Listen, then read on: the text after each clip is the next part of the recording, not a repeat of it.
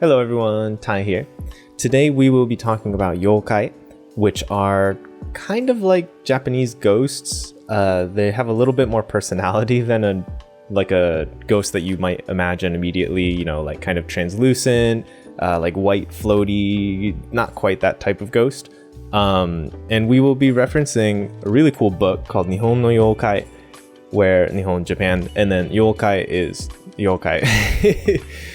So what are yokai? They're a little bit different from ghosts again, and sometimes they're even like referred to as demons too.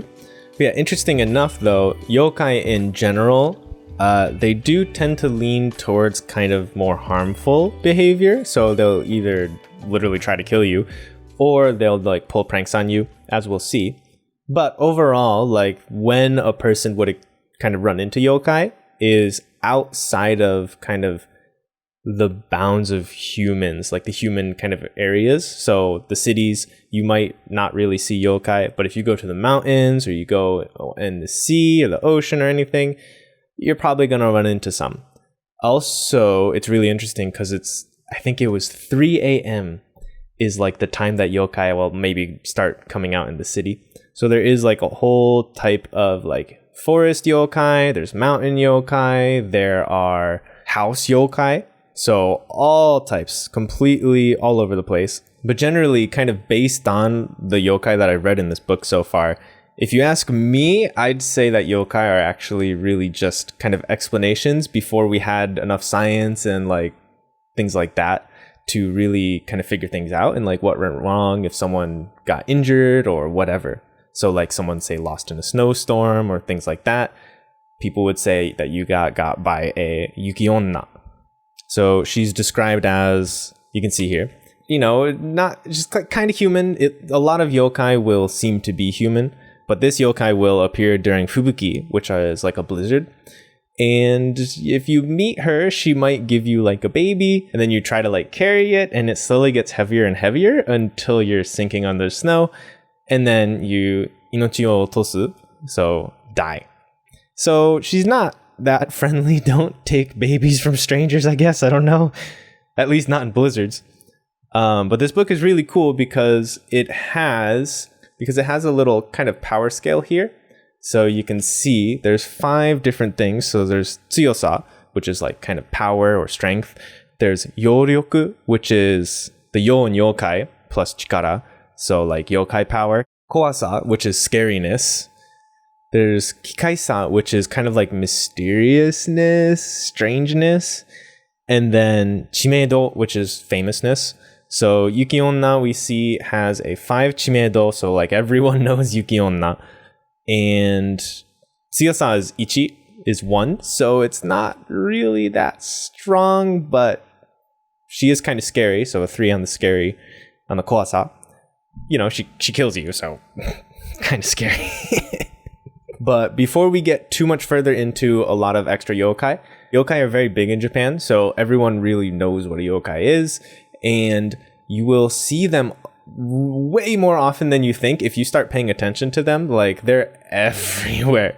They're in a lot of like media, like anime. There's Pokemon has tons of yokai references. So if you know the Pokemon Ninetales, Kyukon, that is a kitsune. And a kitsune is a fox, but a kitsune can also be like a yokai. So they're known to like transform into people and trick people. Usually they transform into women and just eat people's souls and stuff. It's kind of scary.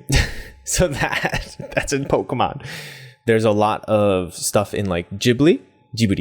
Ghibli actually has in Mononoke Hime, Princess Mononoke, Inosasao, which is just a big boar god basically. And that's like the main, I don't know if you would say antagonist. I don't know. It's been a while since I've watched Mononoke Hime. But it's interesting because this Inosasao is actually from Nara-ken. So from Nara.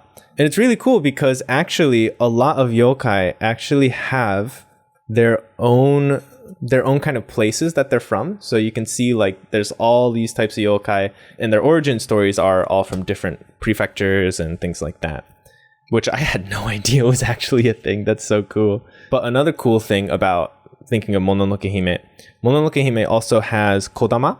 And so these might look familiar. they're basically just like forest spirits, kind of protectors of the forest. So really, if you look for it in media, you're going to find a ton of yokai. And there's even like Kimetsu no Yaiba has Tengu, and everyone knows Tengu.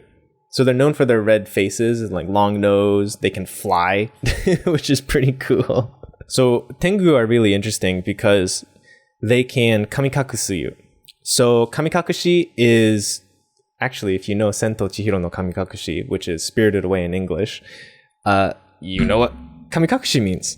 So it's when you're kind of abducted by some sort of like yokai or kami, which is like a god. And if somebody has been kind of spirited away by a tengu, you can actually say sabakutta and then namae yai, because tengu don't like saba, which is mackerel. So you just say like their name. So if it was me, Tai, sabakutta tai yai, and then the tengu will be like, oh no, he ate saba, and then they'll give him back. So that's how you can find someone who's been spirited away by a tengu. Other places you might see yokai, again, they're everywhere, but like Natsume Yujincho is just completely full of yokai, and I believe some of them are kind of made up by the author. Another thing is actually, of course, Kimetsu no Yaiba, you see oni, and oni are actually a type of yokai, as we can see here. Mecha kawaii yo ne. Like, this is so scary, oh my god. So oni are kind of like demons or ogres. Again, it doesn't translate perfectly, but yeah, they like eat humans, kill humans. It's not great, so you don't want to run into an oni. You might also see a kijo, which is a woman oni. And if you've watched Kimetsu no Yaiba, this probably looks familiar. It looks like Nezuko, but this is like an evil version of Nezuko, where she's not cool. Don't go near her. They are just all over media, like Yokai Watchi, like Yokai Watch, of course, full of yokai, and Natsume Yujincho, which is really good. I like that one. Some older stuff like Inuyasha, also the main character is like part yokai. I've never watched it though. And in like video games, if you know Bokujo Monogatari, that like Harvest Moon or Story of Seasons, depending, those have Korobokuru, which are kind of like forest people. And here we have Koropokuru, which are forest people, and they originate in Hokkaido. And they kind of fill the same role. They're just kind of like forest spirits, and they're kind of peaceful. Apparently, the name in Ainu is Fukinoha no shita ni sumu hito, which is... Fukinoha, I believe, is rhubarb leaf. So the people who live under the rhubarb leaves, which is pretty interesting. But just like in the game, they don't like to appear very much, so they're always hiding. But let's get into the ones that pretty much everyone will know, or at least have heard of, have some sort of idea about. And of course, the one that Chia has mentioned so many times in the episodes, there's kappa. And kappa are known for basically stealing and drowning children, so they're not very nice. Instead of like kind of blaming a kid for playing near a river, you might say, oh, they got stolen by a kappa. So kind of an explanation, like, right, yokai are kind of explanations for things that happen. But kappa, they have this little like dish. They have a little dish on their head, and that dish always needs to stay wet, otherwise they die. So that you only find them near water or like rivers and stuff like that. But yeah, avoid the kappa. It's kind of weird, but they also like sumo and kyuri, which is cucumbers. So it's actually really interesting because there is a sushi roll called kappa maki, and that's just rice, nori, and cucumbers. Yeah, so kappa love, kappa maki, I guess. There's also ryu, which is kind of a dragon. Imagine an Asian dragon maybe is the proper translation for it, because they're kind of the ones that are really long and like snaky, versus like a European or like a Western dragon. We would probably call it a doragon. So there is a small difference there. But apparently a ryu is a yokai, which I actually had no idea. And same thing with Oni. I actually didn't know that Oni was also classified as a yokai either. It's really interesting because kind of going along with the kitsune thing that I said earlier, there's also tanuki, and they can bakeru, or like transform. And then you can get a bake tanuki. And it doesn't look very kind. So these bake tanuki, it doesn't really look like they do much harm, because it actually says manuke de nikume nai henshin tanuki. So like it's really dumb, it's hard to hate, and it's just a transformed tanuki. So yeah, the way you can figure out if someone is a tanuki or not is that you would give them a meal, and then if they eat it really sloppily, you can tell that they're a baketanuki. Oh, you have to be careful with this tanuki because it's actually da-nuki. So baketanuki. Shimaimashita. Another really interesting one that I kind of mentioned a little before is a zashiki warashi.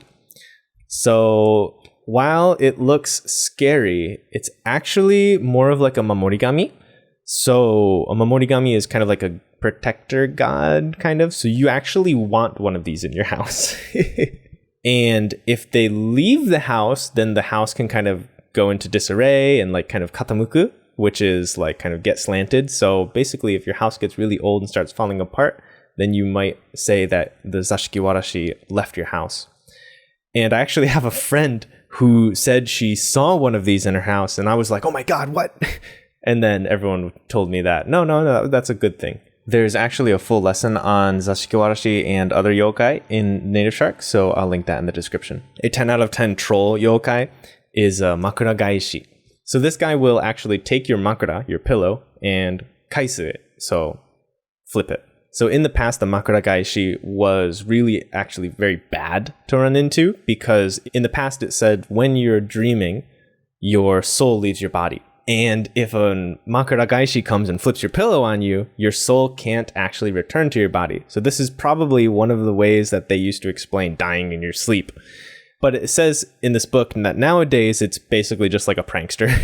It's a prankster yokai that just comes and flips your pillow in the middle of the night. So I guess now it's the explanation for tossing and turning. There's also Amabie, which is really interesting because you actually will see her all over like the Nishitetsu buses, at least in Fukuoka. So she's a yokai from Kumamoto, and basically how you find her is if you're like sailing and stuff, you will see like a kind of a shining patch of ocean or sea, whatever. So you go to it and she'll appear. And then she'll state that in the next 6 years, like prosperity will continue, but at the same time, there will also be a plague. So you have to like kind of show her picture to everyone, especially like the sick people.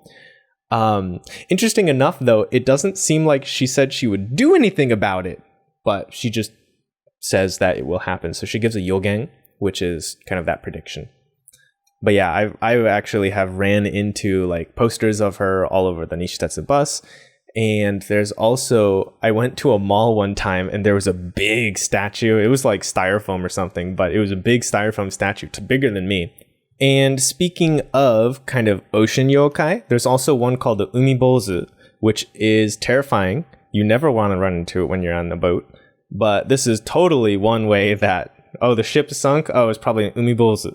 Umi is like sea, and then bozu is kind of like boy, man thing. So just like a sea boy, basically. But yeah, if you ran into one, your ship's gonna sink. It's not a good thing.